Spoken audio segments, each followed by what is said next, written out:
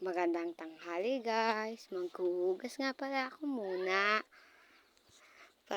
Kakatapos lang nga pala namin kumain ng aking mga pamilya. Ako nga pala muna maghuhugas dahil ang aking ate ay kakatapos lang maglaba.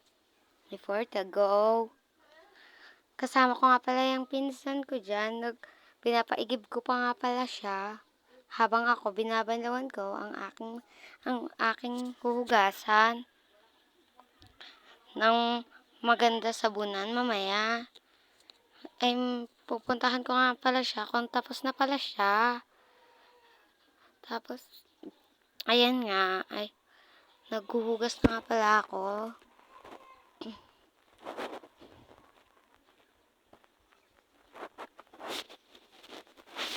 Nagsimula na ako pala magsabon ng mga plato.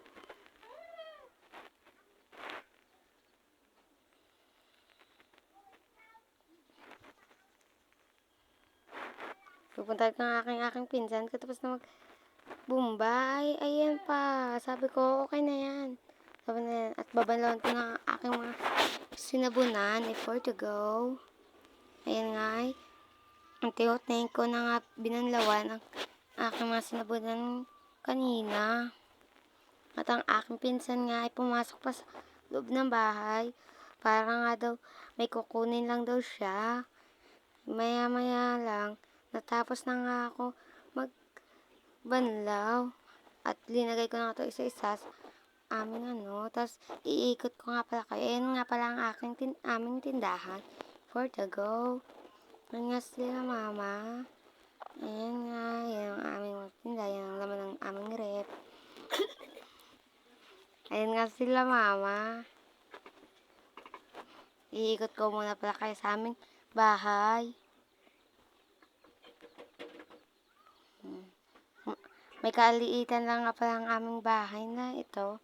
Ayan nga pala ang kwarto nila mama. Nang malaman ko ang sanhi. At ito nga pala ang kwarto lang ni ate. At may pa-tiktok-tiktok muna. I'll keep on loving you kung sadyang di ako ang sigaw at Ayan nga ay pupunta nga pala tayo sa aming alagang 45 days before to go. Yan na at dito na pala nagtatapos ang ating mini vlog.